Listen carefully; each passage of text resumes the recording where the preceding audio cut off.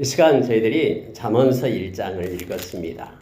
여러분, 오늘부터 시작해서 우리가 잠언서를 계속 볼 텐데요. 잠언이라 그러면은 그 의미가 교훈이다라는 뜻입니다.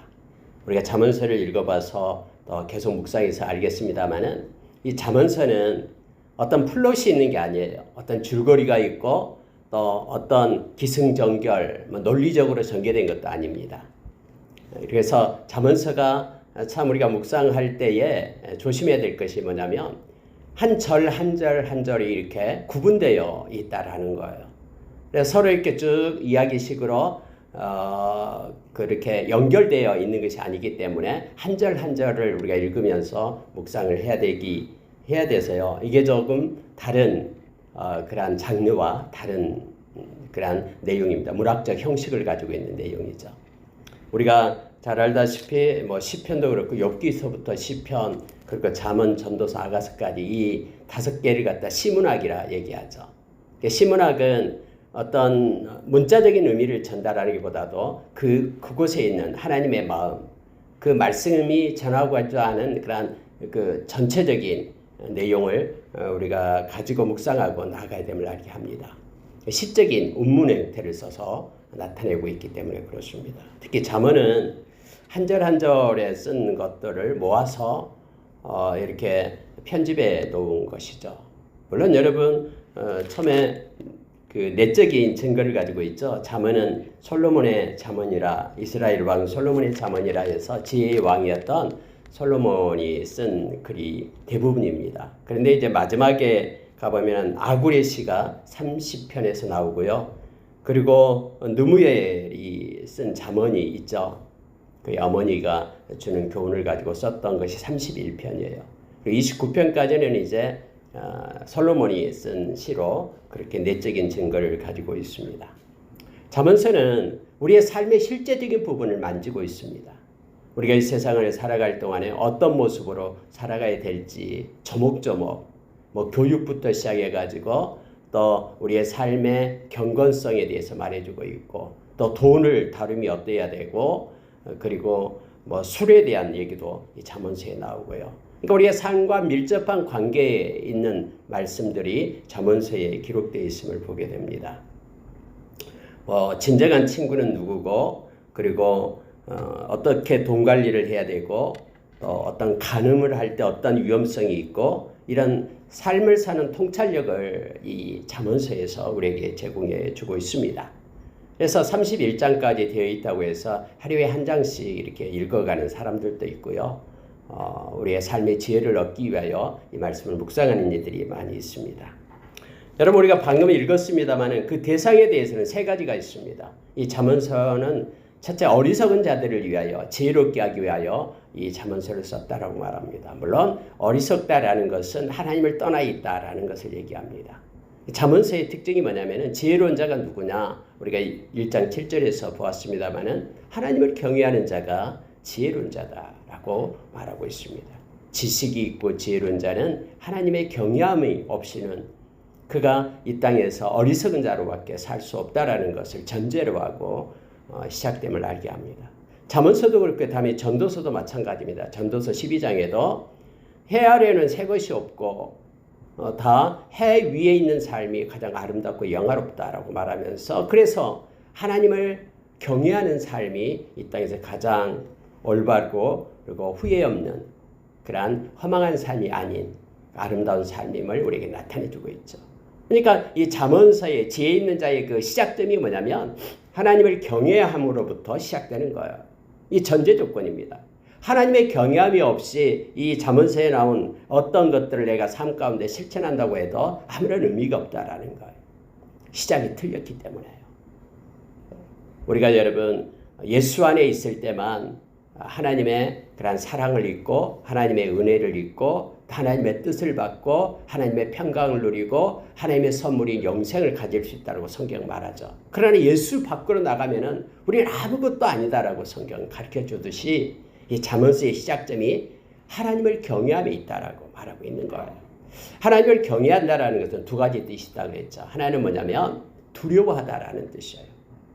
그래서 영어로 쓰면 fear를 씁니다. 두려워하다라는 단어를 써요. 그러니까 하나님을 두려워하는 자가 하나님을 경외하는 자예요. 하나님이 두려워하지 않고 하나님을 무시하고 하나님의 그런 주권을 인정하지 않는 사람은 경외함이 없어지죠. 하나님을 두려워하는 자는 무슨 일을 행하든 어떤 자리에 있든 하나님을 가장 먼저 생각하는 거죠. 그리고 경외하다라는 또 다른 의미는 하나님을 사랑한다라는 뜻입니다. 그래서 하나님을 경외하는 자는 반드시 하나님을 사랑하기 때문에 사랑하는 자의 말씀에 근거가 되는 거죠. 하나님의 말씀이 떠나면은 하나님에 대한 사랑이 없어지고 경외함이 사라지는 이유가 바로 거기에 있습니다. 이스라엘 백성들이 처음에는 하나님을 사랑한다라고 하나님의 말씀을 붙잡고 있었죠. 그런데 하나님의 말씀을 버리니까 하나님에 대한 사랑도 경외함도 두려움도 다 떠나가고 오히려 하나님이 가장 싫어하고 가증스럽게 여기는 그러한 우상을 붙잡고 또 죄악 가운데 빠져 있었음을 우리 너무나 잘 압니다.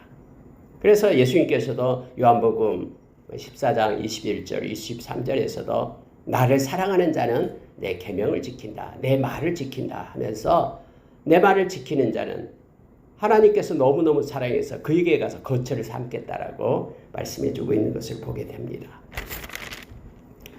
그래서 여러분 우리가 이 말씀 오늘부터 시작되는 잠언서를 읽으면서 우리 실제적인 삶 가운데 영적이며 경건한 지혜가 흘러가기를 우리가 원하면서 또 기도하면서 이 말씀을 우리가 붙잡기를 원합니다.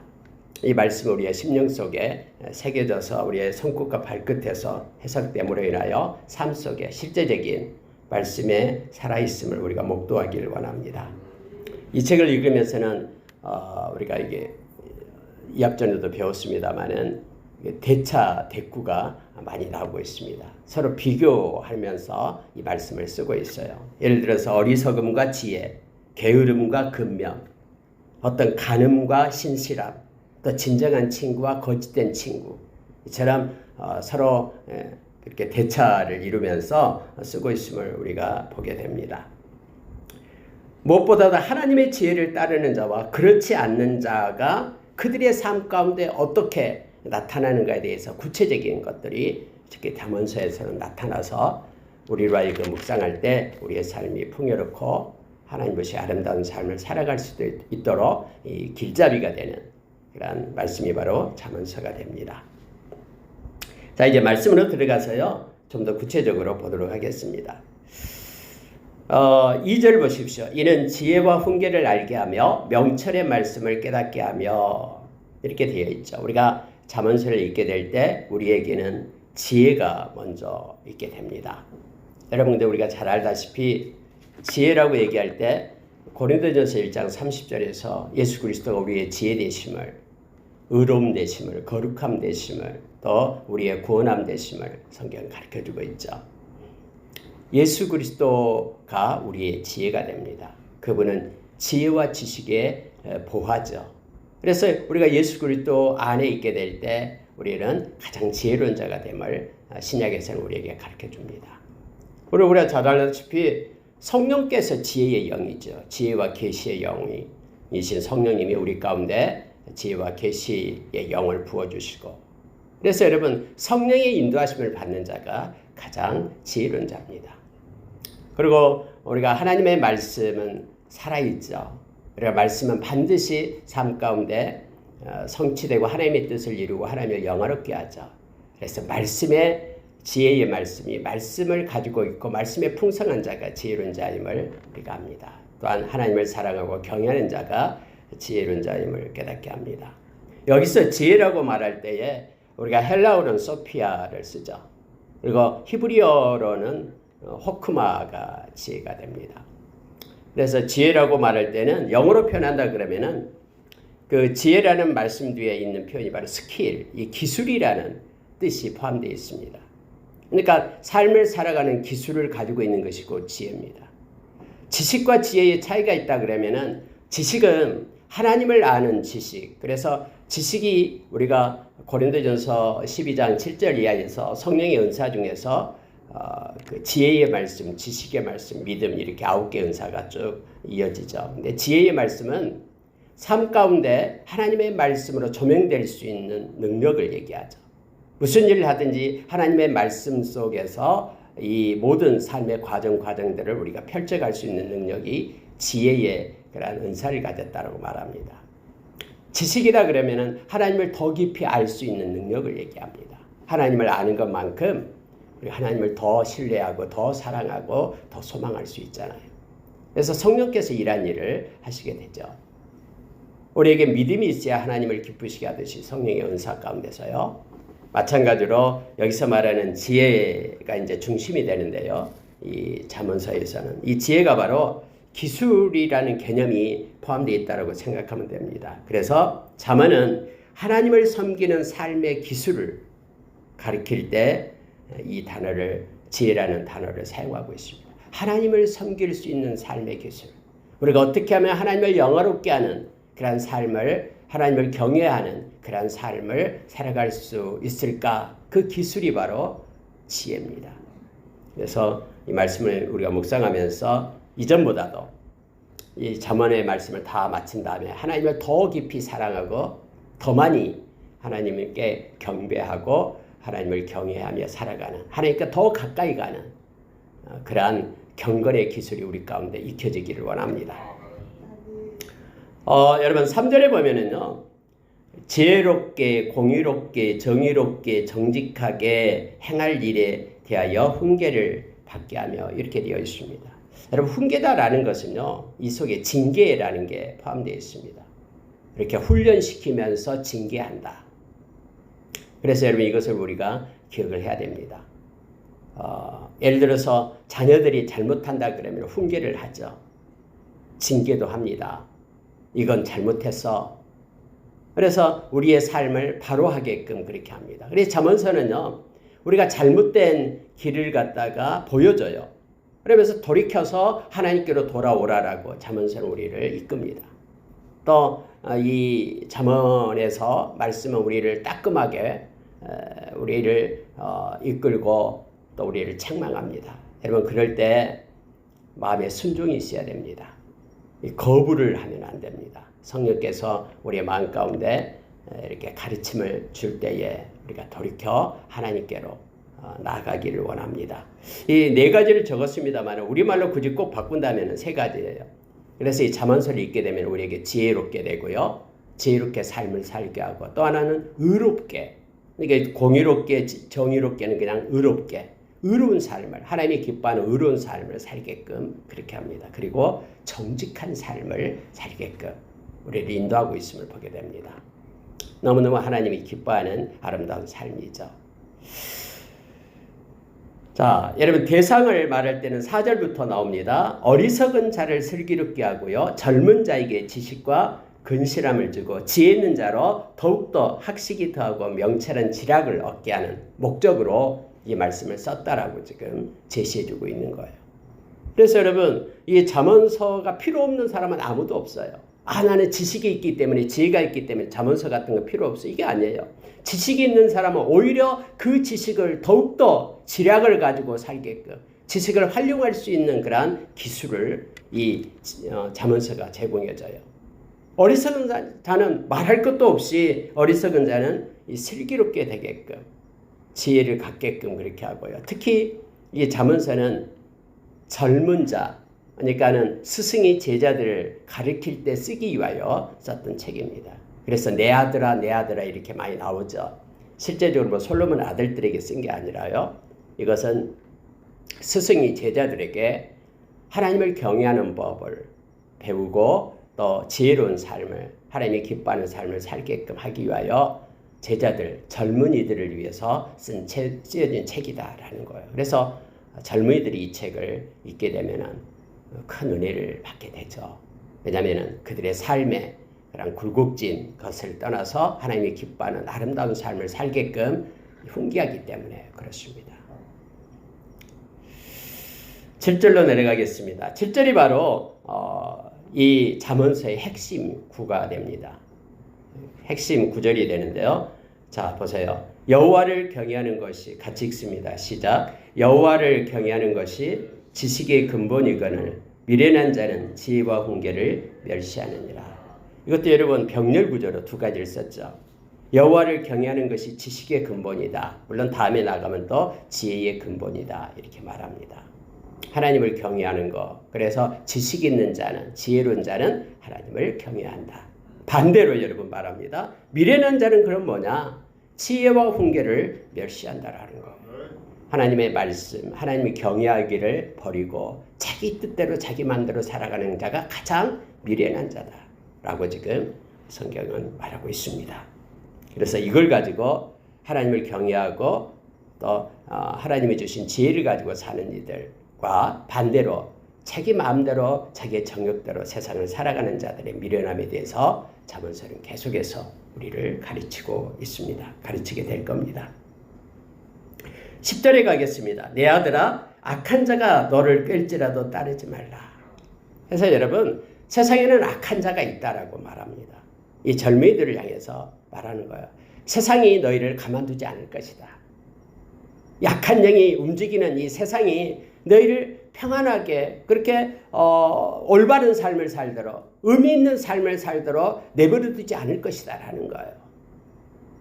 세상의 악한 자가 너희들을 깰 것이다. 그런데 그거 따라가면 안 된다 하면서 말합니다. 그럼 세상은 약한 자를 어떻게 깰 것인가를 가장 먼저 나타내고 있는 것이 바로 10절 이하에서부터 14절까지를 말하고 있는 거예요.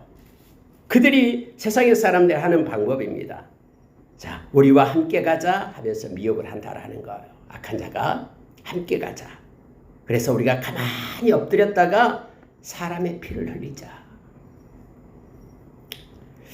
죄 없는 자를 까닭없이 숨어 기다리다가 수월같이 그들을 산채로 삼키자. 무덤에 내려가는 자들같이 통으로 삼키자. 무슨 얘기냐면요, 상대방에 대해서는 아무런 것을 생각하지 않습니다. 자기 중심적으로 있다가 통째로 그의 것을 훔쳐 그의 것을 내 것으로 만들자라고 악한 자가 깬다라는 거예요. 나는 가만히 우리와 함께하면은 너희들은 우리가 훔친, 우리가 얻은 그 전리품을 나누게 될 것이다. 그래서 수고하지 않는 것을 가지고 너는 풍요롭게 될 것이고 너는 잘 먹고 잘 살게 될 것이다. 그러니 우리와 함께하자. 아침 일찍부터 밤늦게까지 수고할 필요 없다. 우리와 함께하면은 나는 정말로 부러운, 세상이 부러워하는 그런 부와 명예와 그런 권세를 누리게 될 것이다. 그러니 함께하자 하고 깬다라고 말합니다. 그런데 나는 절대로 그들과 함께하지 마라 라고 지금 이렇게 교육하면서 시작을 합니다. 여러분 특히 13절 보세요. 우리가 온갖 보화를 얻으며 빼앗는 것으로 우리의 집을 채우리니 나는 우리와 함께 제비를 뽑고 우리와 함께 전대 하나만 두자 할지라도 내 아들아 그들과 함께 길을 다니지 말라. 네 발을 금하여 그 길을 밟지 말라 하면서 시작하는 거예요. 그러니까 여러분요, 여기서 지금 악한 자가 세상이 이렇게 꿰고 이렇게 유혹하는 그런 것은 또 세 가지로 나타나게 됩니다. 그게 뭐냐면요, 옳지 않는 일을 하자라는 거예요. 이 잠언서가 가르치고 있는 내용이 뭐냐면은 정의롭고 공의롭게, 정의롭게 공의롭게 우리가 3절에서 말했잖아요. 근데 여기서는 지금 옳지 않는 일을 하자라고 말하고, 또 하나는 여기서 말하는 정직하게 살지 말자 이거예요. 그리고 공평하게 지혜롭게 살지 말자라는 거예요. 하나님을 이거 무시해야지만 이 길을 살 수 있잖아요. 그러니까 하나님이 떠난 삶을 살자라고 지금 말하고 있는 거예요. 살아계신 하나님 앞에 있으면서 어떻게 이렇게 악을 행할 수가 있겠습니까? 그래서 이 잠언서를 묵상하게 되면은 지혜롭고 의롭고 정직하게 하나님이 기뻐하는 삶을 살게 되는데, 말씀을 버리게 되면은 이렇게 악한 자의 꾀임에 빠져서 지혜가 없는 삶, 의롭지 못한 삶, 정직하지 못한 삶을 사는 그런 허망한 인생이 될 것이다라고 지금 1장에서는 그렇게 시작을 하고 있으면 보게 됩니다. 17절 보시기 바랍니다. 새가 보는 데서 그물을 치면 헛일이겠거늘 그들이 가만히 엎드리면 자기의 피를 흘릴 뿐이요 숨어 기다리면 자기의 생명을 해할 뿐이니 이익을 탐하는 모든 자의 길은 다 이러하여 자기의 생명을 잃게 하느니라. 그래서 궁극적으로 뭐냐면요, 그 순간 뭔가를 남의 걸 훔쳐가지고 또 불의를 행해가지고 거짓을 행해가지고 뭔가를 얻게 되는 그런 악인의 형통함은 결국은 자기의 피를 흘리게 된다라는 거예요. 결국은 하나님의 심판의 자리에 있게 된다라고. 그러니 악인의 형통함을 부러워하지 말고 하나님의 말씀을 따라 지혜롭고 의롭고 정직하게 살아갈 것을 요청해주고 있는 걸 보게 됩니다. 새가 보는 데서 그물을 치면 헛일이겠거늘 라고 말하고 있죠. 하나님의 눈을 피할 자가 누가 있겠습니까? 아무도 보고 있지 않다고 하지만은 우리 하나님께서는 다 알고 계시죠. 그래서 결국은 하나님의 심판의 자리에 있게 된다라고 성경은 말해주고 있습니다. 그럼 여러분, 지혜는 어떤 것인가에 대해서 다시 한번 말해주고 있는데요. 아까 서두에 지혜를 갖다가 우리가 하나님을 섬기는 삶의 기술을 나타낼 때 지혜다라고 말을 했었죠. 그래, 지혜로운 사람은 자신의 삶을 하나님의 방식대로 맞추어 살아가는 기술을 갖춘 사람이 지혜로운 사람인 거예요. 근데 그 지혜는 하나님이 기뻐하고 하나님을 경외함 속에 그래서 지혜의 근본이 있다라고 말하죠. 근데 지혜를 말할 때 20절에서 이렇게 말합니다. 지혜는 길거리에서 부르며 광장에서 소리를 높이며 시끄러운 길목에서 소리를 지르며 성문 어귀와 성중에서 그 소리를 바라며 라고 말하고 있죠. 여러분, 지혜는 어떻게 감추어지고 어떤 막 현인만 똑똑한 사람만 그 지혜를 얻는 것이 아니다라는 거예요. 지혜는 모두에게 개방되어 있다라고 지금 말합니다. 오늘날 예수 믿는 것은요, 모든 사람에게 해당됩니다. 머리 좋은 사람만 예수를 잘 믿고 부자들만 예수를 잘 믿고 또 뭔가 특출한 사람만 예수를 잘 믿고 이게 아니에요. 여러분, 이 지혜는요, 생명 얻는 이 지혜는 모두에게 개방되어 있다라고 지금 성경은 말합니다. 단지 그것을 받아들이고 나의 것으로 하나님을 잘 섬길 수 있는 기술로 나의 마음 가운데 그렇게 받아들이지 않는 것이 문제다라고 지금 성경은 말하고 있습니다. 오늘날 여러분, 우리가 예수 믿고 구원을 얻는 것은 모든 사람에게 개방되어 있는, 모든 사람이 필요로 하는 그 하나님의 은혜임을 우리가 압니다. 하나님의 말씀은 우리에게 다 주어져 있죠. 그래, 누구나 읽고 묵상하고 그 말씀을 마음에 새길 수가 있습니다. 디모데후서 3장 15절에 보면은 이 성경 말씀 안에는 생명 얻는 지혜가 있다라고 우리에게 말합니다. 말씀을 통해서 우리가 묵상하고 나갈 때에 우리는 예수 그리스도를 영접할 수 있게 되고요. 그리고 생명, 우리 주님이 주시는 그러한 영생을 우리가 말씀 가운데서 얻게 되고, 말씀이 우리를 거듭나게 해서 우리를 하나님의 자녀로 온전케 세움을 성경 우리에게 말해두고 있죠. 그래서 여러분, 우리가 지혜의 말씀, 지혜의 영, 지혜이신 예수 그리스도, 우리가 그분을 모시고 함께하고 동행하고 연합하는 우리의 삶이 있기를 원합니다. 주님을 떠나서는 지혜가 없음을 우리가 기억하길 원합니다. 그런데 여러분, 22절 보세요. 너희 어리석은 자들은 이제 대조합니다. 어리석은 자들이 있어요. 근데 그들은 어리석음을 좋아해요. 거만한 자들은 거만을 기뻐합니다. 미련한 자들은 지식을 미워합니다. 근데 어느 때까지 하겠느냐? 나의 책망을 듣고 돌이키라 라고 말하고 있습니다.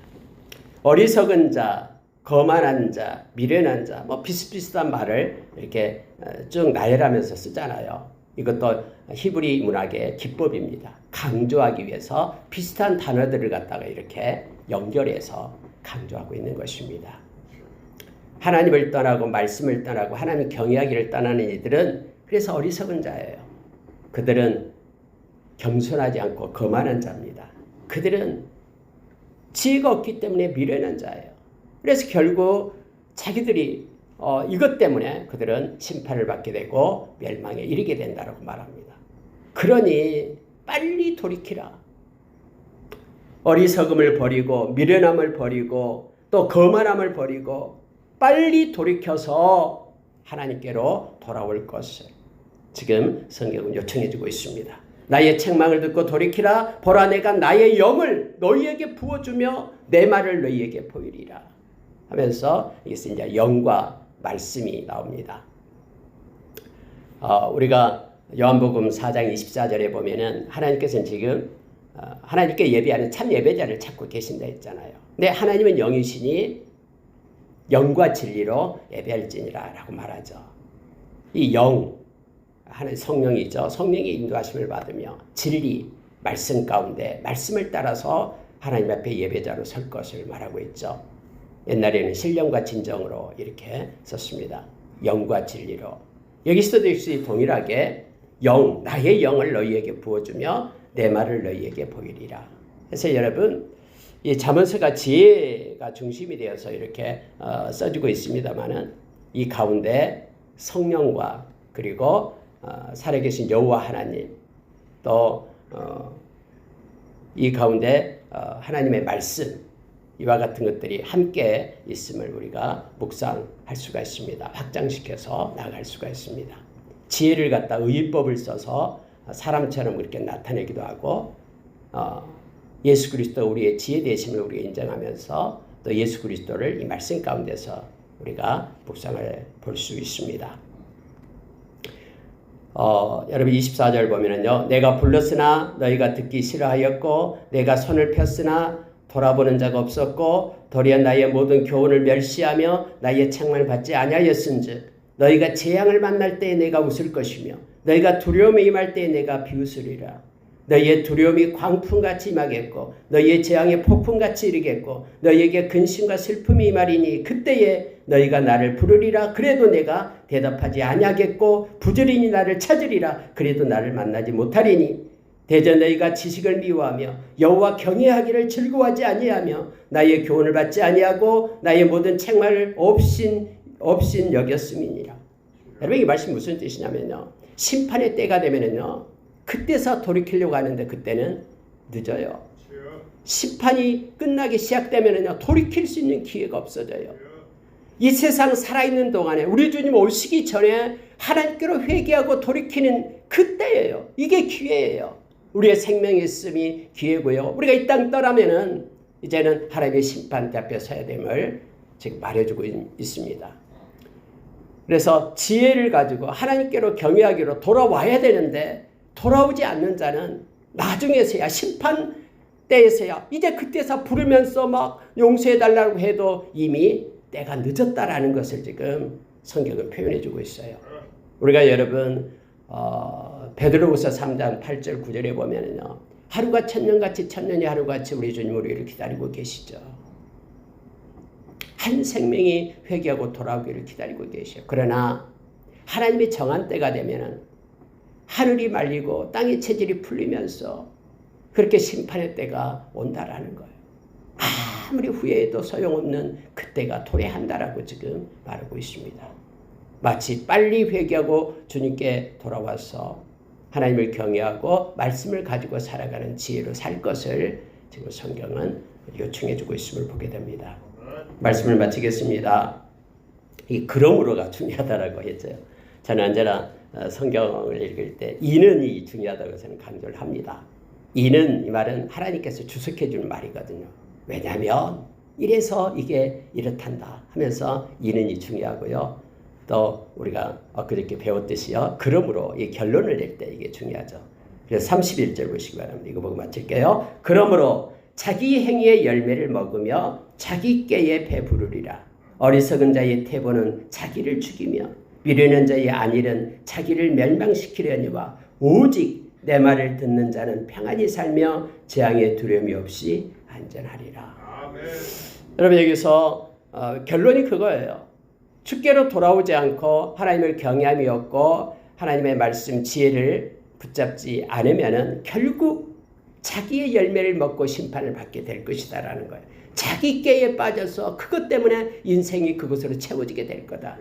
그런데 결국 그는 자기를 죽이는 것이 되고 자기를 멸망시키는 것이 될 것이다. 심판의 자리에 이르게 될 것이다 라고 말합니다. 그러나 이 지금 지혜의 말씀을 듣고 하나님께로 돌이키며 하나님께로 경외하는 자 그는 결국 안전한 그러한 삶 인생의 그러한 허망한 인생이 아닌 아름다운 인생을 살게 될 것이고 그가 구원을 받게 될 것이다라는 것으로 결론을 내고 있습니다. 말씀을 마치겠습니다. 여러분의 삶 가운데 하나님을 경외하는 그러한 경건의 기술이 곧 지혜입니다. 근데 지혜는 하나님의 말씀을 떠나서는 하나님을 경외하지 않고서는 그리고 지혜의 영이신 성령님의 이끄심을 받지 않고서는 우리는 지혜를 얻을 수가 없습니다. 예수 그리스도가 우리의 지혜 되시며 또 지식의 보화가 되심을 우리가 인정하며 오늘도 예수 그리스도와 함께 동행하며 연합된 삶을 살아가는 저와 이름 되기를 원합니다. 골로새서 3장 16절에서 그리스도의 말씀이 우리 마음 가운데 풍성히 가할 때 가장 먼저 우리가 지혜를 얻으며 라고 시작이 됩니다. 하나님을 찬미하고 감사하며 오늘도 주님과 동행하는 저와 여러분 되기를 예수의 이름으로 축원합니다. 함께 기도하겠습니다.